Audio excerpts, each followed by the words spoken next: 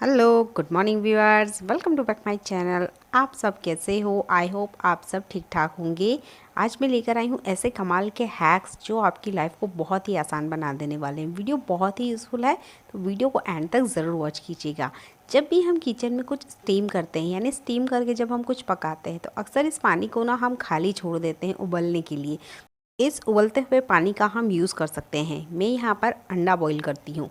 जब भी आप पानी को उबालते हैं कुछ भी चीज़ स्टीम करने के लिए, तो इस पानी का हमेशा यूज़ किया करें। तो मैं यहाँ अंडा बॉईल करके दिखा रही हूँ आपको। आप यहाँ पर आलू भी बॉईल कर सकते हैं। बस आलू को आपको 4 टुकड़े में काटना होगा ताकि जल्दी से वो पक जाए। यहाँ पे मैं मेन जो काम कर रही हूँ वो है अरवी के पत्ते को स्टीम करने का। अब आप ये देख सकते हैं यहाँ पर अभी भी जगह है, यानी कि और भी अगर आप स्टीम करना चाहते हैं तो वो कर सकते हैं, और मैं यहाँ आपको करके दिखाऊंगी भी। तो मैं यहाँ पर स्टीम कर रही हूँ इडली को। यहाँ पर इडली को स्टीम करने से पहले मैं अच्छे से तेल से ग्रीस कर लूँगी। यानी आप एक साथ 3 काम को ले सकते हैं। इससे आपकी गैस की बचत होगी। गैस की बचत करना बहुत ज़रूरी है। आज के वक्त में गैस बहुत ज़्यादा महंगी हो गई है, तो ये छोटे छोटे ट्रिक को आप अपनाते हो ना, आप गैस की भी बचत करेंगे और आपका जो काम है वो आधे कम वक्त में हो जाएगा। यानी इस काम के लिए हमें फिर से गैस जलाना होता, अलग से हम इस काम को टाइम देते। तो आप ना यहाँ पर अरवी को स्टीम करते करते हुए देखिए कितने सारे काम कर सकते हैं हम।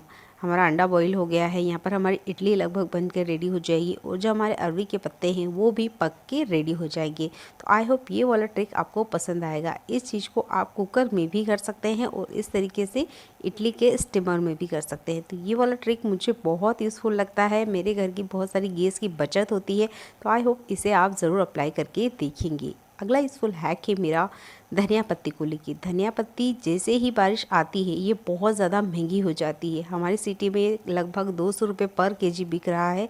तो इसका मतलब ये है कि हमें इसकी भी बचत करना आना चाहिए। तो धनिया पत्ती के वैसा हर पार्ट यूज़ में आता है, जैसे कि इसका डंठल और पत्ती, इस पार्ट का हम ज़्यादातर यूज़ कर लेते हैं।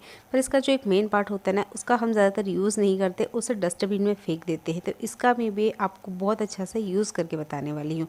मार्केट से धनिया पत्ती लाते हुए सबसे पहले हमने इसे चेक करना है। इसमें गली सड़ी जो पत्ती है उसे निकाल देना है, और इसके जड़ वाले हिस्से से काट कर हमें इसे डिब्बे में सेव करके रख लेना है, जिससे आप इसे हफ्ते भर तक चला सकते हैं। और इसकी जो जड़ हम डस्टबिन में फेंकते हैं उसको आपने किसी भी गमले में इस तरीके से लगा सकते हैं। इसे लगाने के बाद आप देखेंगे, ये 3 दिन बाद का मैंने पिक्चर लिया है, और देख सकते हैं इसमें से ना फिर से धनिया पत्ती आने लग गई है। तो कभी भी जड़ को फेंकिएगा नहीं, स्पेशली बारिश के सीज़न में तो बिल्कुल नहीं। एक तो धनिया इतना महंगा, और अगर एक घर में फ्री में ही उग रहा है वो भी बिना किसी खर्चे के, तो ये वाला ट्रिक तो ट्राई करते बनता है। तो यहाँ देखिए मैंने धनिया पत्ती को सिंपली गमले में इसी तरीके से मिट्टी में डाल दिया, सिर्फ पानी दिया है, कुछ भी मैंने एक्स्ट्रा इसमें नहीं लगाया है। और देखिए धनिया पत्ती ना ग्रो कर रही है। ये हफ्ते भर बाद में नॉर्मल धनिया पत्ती के बराबर हो जाएगी। तो आई होप ये वाला ट्रिक आप ट्राई आउट करके देखेंगे, और आप मुझे कमेंट करके ज़रूर बताइएगा आपने इस तरीके से कौन कौन सी सब्जी को घर पर ग्रो किया है। आई होप ये वाला ट्रिक आपके बहुत ही काम आएगा। चलिए बढ़ते हैं अगले यूज़फुल हैक के लिए। तो हमारे घर में ना इस तरह की बोटल्स होती है। तो गर्मियों के सीज़न में तो इस तरह की बोटल्स हमारे घर में आती है। बहुत सारे हम इसमें जूस लेकर आते हैं, पर इन बोटल्स का यूज़ हम गर्मी में पानी के लिए करते हैं। पर ठंड और बारिश के सीज़न में इन बोतल का हम अक्सर यूज़ नहीं करते हैं और कचरे वाले को दे देते हैं, या कचरे में हम इसे फेंक देते हैं। तो इन बोतल्स का मैं आपको यूज़ करके बताने वाली हूँ। तो देखिए यहाँ पर हम घर पे लाते हैं किराना। किराना हर घर में आता है। कभी कभार ऐसा हो ही जाता है कि डिब्बे कम पड़ जाते हैं, या डिब्बे घर में कम क्वांटिटी में है और किराना हम ज़्यादा ले आए हैं। दोनों ही तरीके से हम इन बोतल्स का यूज़ कर सकते हैं। तो यहाँ पर जो कंटेनर है इसमें मैं वैसे तो चीनी रखती हूँ, और चीनी देखिए अभी बाहर ही है, और इसमें मैंने दाल रख दिया है, यानी कि अभी दाल रखने के लिए मेरे पास कोई कंटेनर नहीं है। बोतल वाला यूज़फुल टिप हर उन बिगनर के लिए बहुत उपयोगी होगा जिनके घर में इस तरह की बोतल्स आती है और अक्सर वो नए डिब्बे लाने के बारे में सोच रहे हैं। तो आपने लेना है बस सिंपल सा एक पेपर। तो मैंने ऐसे ही बुक में से एक पेपर ले लिया है। इस तरीके से आपने इसे घुमाना है, और इस तरीके से ना छोटा सा होल हो जाएगा। बस हमने होल इतना बड़ा करना है कि ये बोतल के अंदर चला जाए। आप यहाँ पर प्लास्टिक का भी यूज़ कर सकते हैं, आपको जो भी इफ़ेक्टिव लगे या आपको जो आसान लगे उस पेपर या प्लास्टिक को आप ले लीजिएगा, और इस तरीके से होल करके इस बोतल के अंदर डाल देना है। और इसके बाद में आप देखेंगे कि आपका ये जो अनाज है बहुत आसान तरीके से इस बोतल में चला जाने वाला है। तो ये वाला ट्रिक हर तरीके से काम आता है। आप इसमें अनाज रख सकते हो, गेहूँ रख सकते हो, यानी वो सारा आइटम जिसके लिए आप अलग से कंटेनर लाने के बारे में सोच रहे हो और आपके किचन में अगर कम जगह है, और डिब्बे जो होते हैं ना वो जगह भी बहुत ज़्यादा लेते हैं, पर ये जो बोतल होती है ना, एक तो ये साइज़ में बिल्कुल ही अच्छी होती है, यानी कि लंबी साइज़ में होती है, और इसमें बहुत सारा सामान हम रख सकते हैं। इस बोतल में हम लगभग 2 केजी इतना दाल रख सकते हैं, और 2 केजी का अगर आप कंटेनर ही लेने जाते हो तो लगभग स्टार्टिंग प्राइस ही उसका 100 रुपये के आसपास होता है। तो ये फ्री वाला जुगाड़ सिंपल है और बिल्कुल ही टिकाऊ भी है। ये बोटल्स काफ़ी लॉन्ग टाइम तक चलती है। बस ध्यान रखना है, इसे अच्छे से क्लीन करना है और इसके अंदर का जो जूस है उसकी किसी तरह की स्मेल नहीं आनी चाहिए।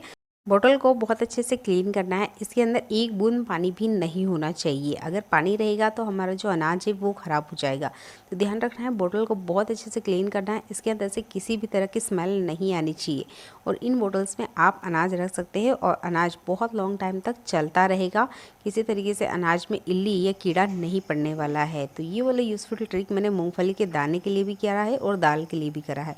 यानी कि आपके पास अगर कम कंटेनर है तो ये वाला यूज़फुल ट्रिक ट्राई करना बनता है, और आपके घर और किचन में बहुत सारे पैसे बचने वाले हैं, क्योंकि इस तरह की बोतल्स को अक्सर हम फेंक ही दिया करते हैं। तो इस बार इस तरीके से यूज़ करके देखिएगा, आपके पैसे भी बचेंगे और आपके किचन में ये कम जगह भी लेने वाले हैं। यहाँ पर आप देख सकते हैं मैंने 3 डब्बे लिए हैं और तीनों को मैंने एक के ऊपर एक रख के बताया है, यानी कि 3 डब्बों की जो जगह है वो सिर्फ एक बोतल ही ले रही है। यानी कि आप कितना अच्छा इसका यूज़ कर सकते हो आप खुद ही देख सकते हैं। तो आई होप ये वाला ट्रिक आप ज़रूर यूज़ करके देखेंगे। चलिए बढ़ते हैं अगले यूज़फुल हैक के लिए। जब भी हम दूध को बॉईल करते हैं तो अक्सर बहुत से घरों में ऐसा होता है कि दूध का एक उबाल आ जाने के बाद इसे लगभग 5 से 10 मिनट के लिए मीडियम फ्लेम पर छोड़ दिया जाता है दूध से मोटी मलाई निकालने के लिए। पर ये बिल्कुल ही गलत तरीका है। अगर आपको मलाई निकालनी है दूध की तो लगभग 1 मिनट के लिए आप इसे मीडियम फ्लेम पर रखें, इससे ज़्यादा बिल्कुल नहीं रखें। इससे क्या होता है, दूध के जितने न्यूट्रिशन है वो ख़त्म हो जाते हैं, यानी इसका जो फैट है वो बिल्कुल ही ज़ीरो हो जाता है। जितना है वो सब कुछ मलाई में ऊपर आ जाता है, और ये दूध अगर आप बच्चे को दे रहे हैं तो ये बिल्कुल ही गुणकारी नहीं रह जाता है। तो जब भी अगर आपके घर में छोटे बच्चे हैं तो दूध को इस तरीके से नहीं उबालना है। दूध को आपको सिर्फ एक बॉईल लगाना है और गैस को बंद कर देना है। जितना मलाई बनना होगा वो बन जाएगी। और अगर आप ज़ीरो फैट वाला दूध बनाना चाहते हैं तब आप भले ही आप इसे 15 मिनट के लिए मीडियम फ्लेम पर पकाइए, कोई दिक्कत नहीं है। पर अगर घर में छोटे बच्चे हैं और अगर आप इसे दूध देते हैं बच्चों को तो इसका मोटा लेयर यानी कि मलाई वाले के चक्कर में दूध के सारे न्यूट्रिशन को मत ख़त्म करिए। तो आई होप ये वाला ट्रिक आप यूज़ करके देखेंगे, और ये बहुत ही कमाल का ट्रिक है, क्योंकि मेरे घर में भी छोटे छोटे बच्चे हैं तो मैं ये वाला ट्रिक ज़रूर यूज़ करती हूँ। और दूध को हमेशा इस तरीके से जालीदार वाली छलनी से ढक के रखें। तो चलिए बढ़ते हैं अगले यूज़फुल हैक के लिए। बारिश का मौसम आता नहीं है कि सबसे ज़्यादा हम परेशान होते हैं मक्खी और मच्छर को लेके। मक्खी मच्छर का एक टिकाऊ जुगाड़ आइडिया मैं आपको बताने वाली हूँ, और इसके लिए आपको एक पैसा भी खर्च नहीं करना है। तो हमारे घर में ना उपले रखे होते हैं जो सिंपली हम दाल बाफले के लिए यूज़ करते हैं। इन उपलों का हम ज़्यादातर यूज़ दाल बाटी या दाल बाफले बनाने के लिए करते हैं, पर इस उपले का यूज़ आप कर सकते हैं घर के मच्छर भगाने के लिए। हमारी जो दादी नानी हुआ करती थी ना, वो पुराने ज़माने में किसी तरह का केमिकल बिल्कुल यूज़ नहीं करती थी, जिससे उनके बच्चे यानी हम लोगों को किसी तरीके से कोई प्रॉब्लम नहीं होती थी।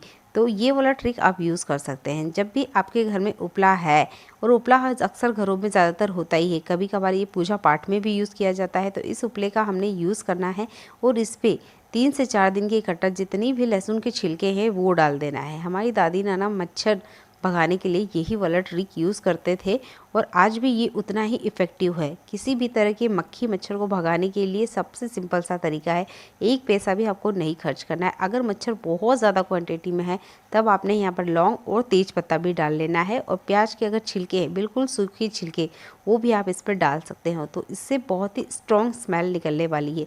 इससे आपके घर में जितने भी मच्छर हैं जो सोफ़े के पीछे हो जाते हैं या अलमीरा के पीछे हो जाते हैं, फ्रिज के पीछे हो जाते हैं, कभी कभी तो वॉशिंग मशीन के पीछे तक मच्छर रहते हैं, तो उन मच्छरों को भगाने के लिए ये वाला स्मेल सबसे स्ट्रॉन्ग है।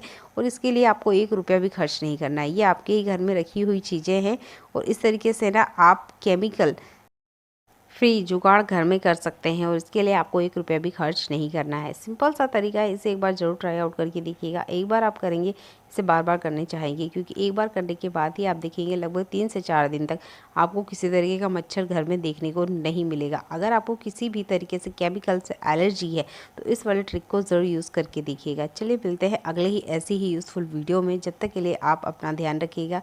देखने के लिए आपका बहुत सारा धन्यवाद। चैनल पे पहली बार आए हैं तो चैनल को सब्सक्राइब ज़रूर कर लीजिए।